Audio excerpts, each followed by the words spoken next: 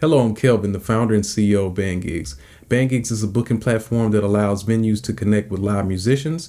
Venues can post a gig, artists can apply and be paid through the platform.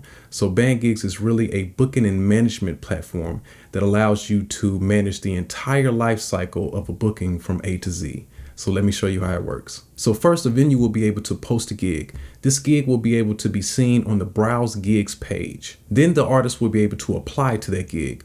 An artist can either accept the venue's offer for the gig or negotiate a rate of their own. So after a price has been agreed upon between the venue and the artist, the venue will accept the artist to perform at their event, and then a booking will be created. After a booking has been created, the venue will then fund the booking, and the money will be held in escrow until after the performance. After the performance, the venue will then rate and review the artist. This will cause the payment to be released to the artist. A venue has 72 hours to rate and review an artist. If they do not, then the money will be automatically transferred to the artist. So artists do not have to worry about not getting paid. After the artist has been paid, the artist will then leave a review and a rating of the venue. Reviews will show up on your public profiles on BandGigz, so everyone will be able to see them. And that is how BandGigz works.